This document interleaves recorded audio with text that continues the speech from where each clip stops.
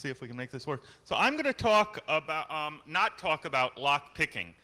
So the first kind of disappointment is that if you're here to talk about lock picking, you probably have some time to go down to Starbucks and play with their wireless network or whatever.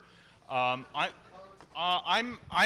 getting old. I mean, this is one of the properties of being an old school hacker from the old days, is that as you get older, you discover that hacking your body is a little bit harder than hacking computers. And in particular, I find that I'm getting less and less good at picking locks. But to make up for that, I've been thinking about locks for a while. And one of the things that I do in my day job is I'm a cryptographer and computing systems security person. And one of the things that I thought about a couple of years ago is the question of, can you think about locks and physical security using the same mindset that we think about computers and cryptography with? And the answer is you can. And in fact, the purpose of my talk is that if you are interested in locks and physical security and you're a computer scientist, you actually have a really big advantage compared with thinking about these things in mechanical terms. So I'm going to talk about picking locks using cryptography. In particular, one of the things is, we're computer scientists, right? The kind of core people here got their introduction to technology through computers. And the question is, why should those of us who are really good at thinking about computers waste our time thinking about these little mechanical, very primitive, kind of 19th century technology? And one of the things is that, first of all, you can think about them in the same terms, and over the last 100 years or so, in particular, since they invented computers, the people responsible for thinking about physical security, the locksmiths and the safe manufacturers and so on, have gone from thinking about these things in very scientific, open terms to becoming very insular and private. And in fact, they've stopped being critical about security in the same way that we think about security. We tend to be very critical. We say, well, let's look for the flaw. The physical security community, by and large, says, well, if somebody finds a flaw, the problem is these people trying to find flaws, not the flaw itself. So this idea of independent analysis has kind of gone away from the physical security world. So we all know what physical security is. We all know what locks are.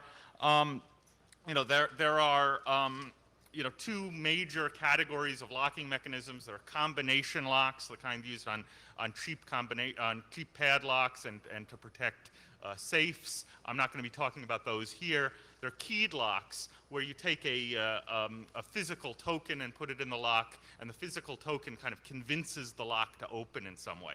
That's the kind that I'm going to talk about. Now, it's interesting that even this language is something that's familiar to computer scientists, right? We talk about keys, cryptographic keys and things like that. We talk about people who break into computer systems. We talk about them as being intruders. These are all, they're not breaking into anything and they're not intruding on anything in any physical sense. The language of computer science, again, is taken right out of that physical locksmithing world. So it's also possible that we can learn something by studying these things a little more. Okay, so the kind of lock that's most familiar to everybody is called the pin tumbler lock. Now, this is the picture of the user interface of a pin tumbler lock. How many of you have ever operated a door? Okay. So this user interface is fairly familiar, even though, on it itself, from the way a computer scientist would look at this, they'd say, this is a terrible user interface. There are no pop-up windows. Nothing's labeled. There's no help. So the components of this user interface are really three important parts. There's the shell, which is the part of the lock that's fixed to the door or the container. The plug, which is the part that rotates and that operates the locking mechanism. And the keyway slot, and that's kind of the user interface for the lock where you insert the key. And if you kind of look through the user interface, you don't really see much. You might be able to see a little pin there but you don't get too much of a hint as to what's actually going on inside the lock. So what's going on inside is kind of the interesting question. The boundary between the shell, the part that's fixed to the door, and the plug, the part that rotates, is called the shear line for the shear force that's created. And that's really where all the action is from a security point of view. So what keeps the plug from rotating when there's no key in? Well, there are a set of pins, or more properly, they're called pin stacks, that protrude out of holes in the shell and go into holes in the plug that keep the plug from rotating. What the key does is lifts those pins to a particular height where the pin is cut. And if the key lifts all of the cuts up to the shear line, then the plug can rotate. So it's a little mechanical computer that tests keys to see whether or not the key knows the secret height to lift each of the pins to. So if we took a lock and looked at it from the side and cut it apart with a milling machine, how many of you have a milling machine? Okay, more of you should have a milling machine, particularly if you're interested in physical security hacking. So now we're looking at that lock cylinder from the side. You can see this has 6 little pin stacks. Here's the shell, here's the plug, this boundary here is the shear line, and these are the pins, and each of these pins you can see has a little cut in it. The key goes in from the front, and the little wobbly pieces on the key lift these cuts up, if it's a correct key, all of them to the shear line, and it lets the plug rotate. So that's how this little analog mechanical computer works to test keys. And again, I'm talking about this in kind of computing terms. I'm thinking of the function of a lock is as a little key testing machine. So how do the keys work? So here's some locksmithing terminology if you want to impress a locksmith, or more likely make a locksmith really suspicious of your intentions. The surface of the key where the little notches are cut that lift the pins up to a particular height is called the bidding surface, or the bidding of the key. And the notch height, the height of the key at any particular pin position, is the inverse of the corresponding depth of the cut, right? So a correct key is going to correspond to, in its height to the height of that cut inside the lock.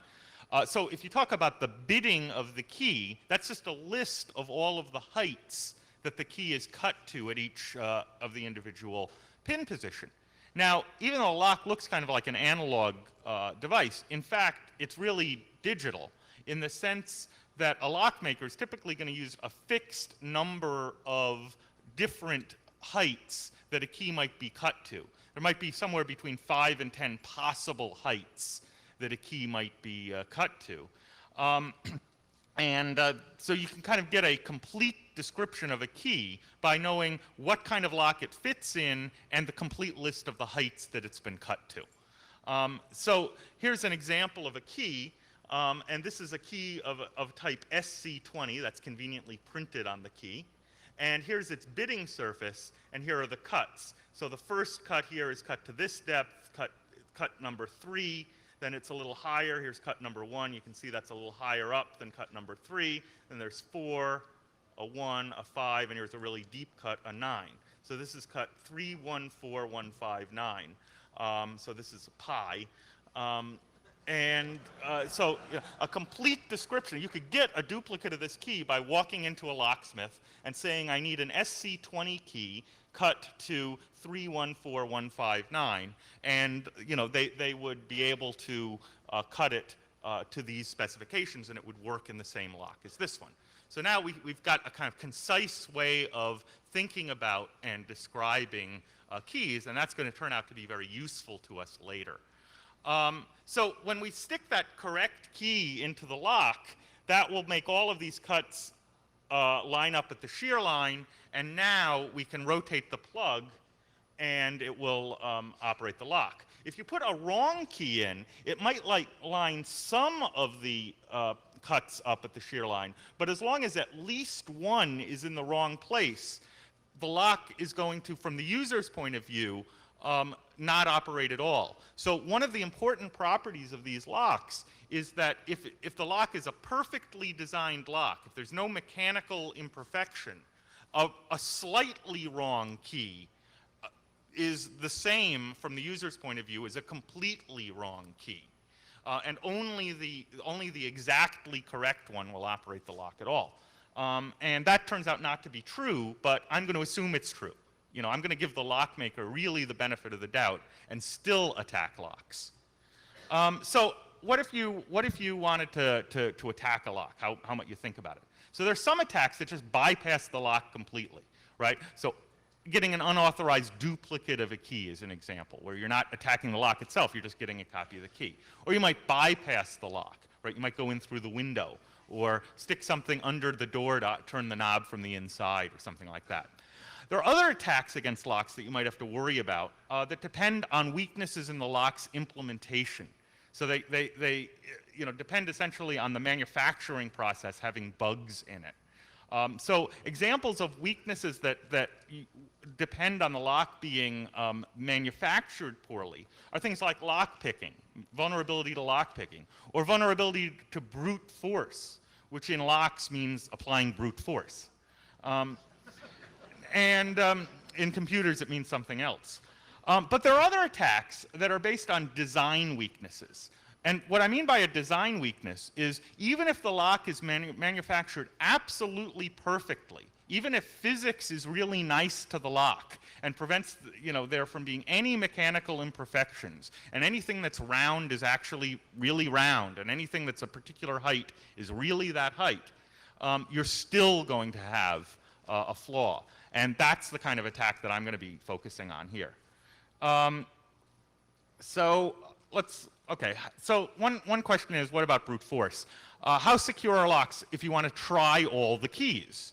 Well, there are two parameters. One is the number of pins in it, the number of tumblers in the lock, and the other is the number of different cut depths that it might be used to. And basically, the maximum number of keys that a lock might have is the number of cut depths raised to the power of the number of pin stacks. And that's exponential, in other words, in the number of pin stacks. And there are a couple of little factors that reduce that slightly, but basically that's pretty close to the number. So it's exponential in the number of pin stacks. A computer scientist would say that's great news. But on the other hand, there aren't really that many pin stacks and that many cut depths, so the bottom line is that there are somewhere between about 250 and 10 million different keys for a given lock design. Now, the computer scientist in you would say, yeah, but my Pentium 4 can go through 10 million keys in under a second, so obviously that's insecure.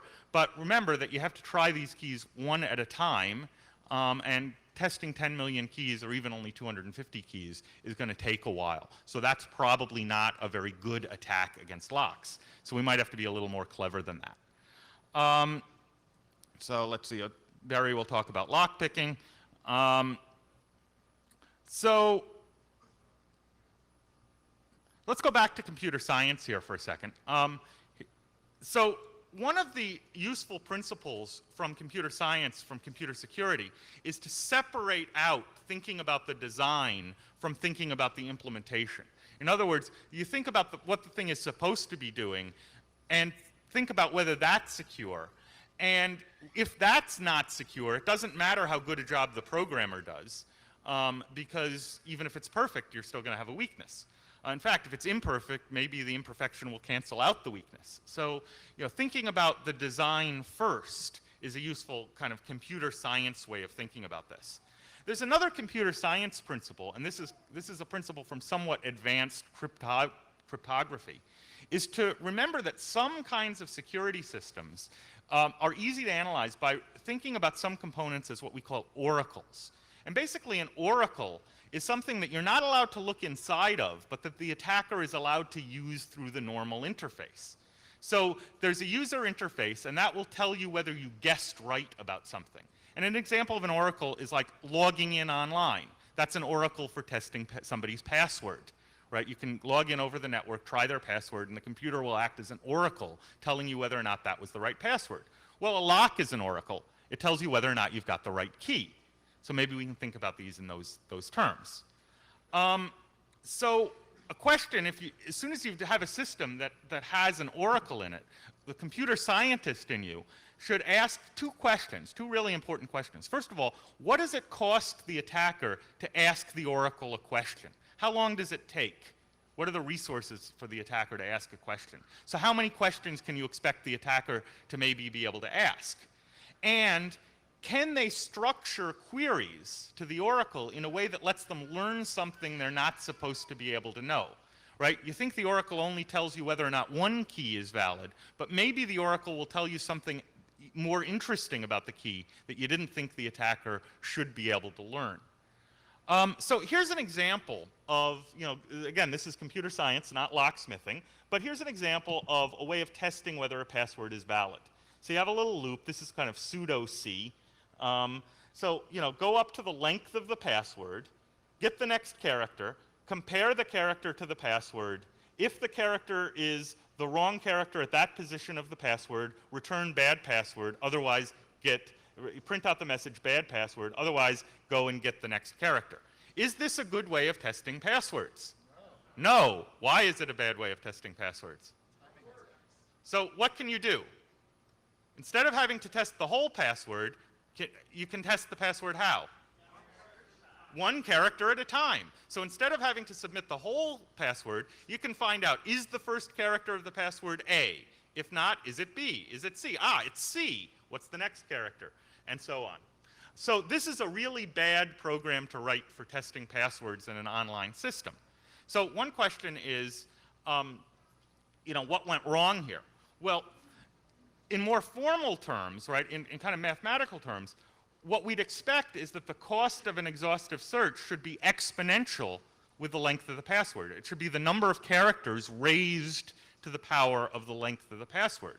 But here, it's only the number of characters in the password times the number of possible characters, which is much smaller. So the standard fix to this problem, right, first of all, you'd fire the programmer who wrote that program.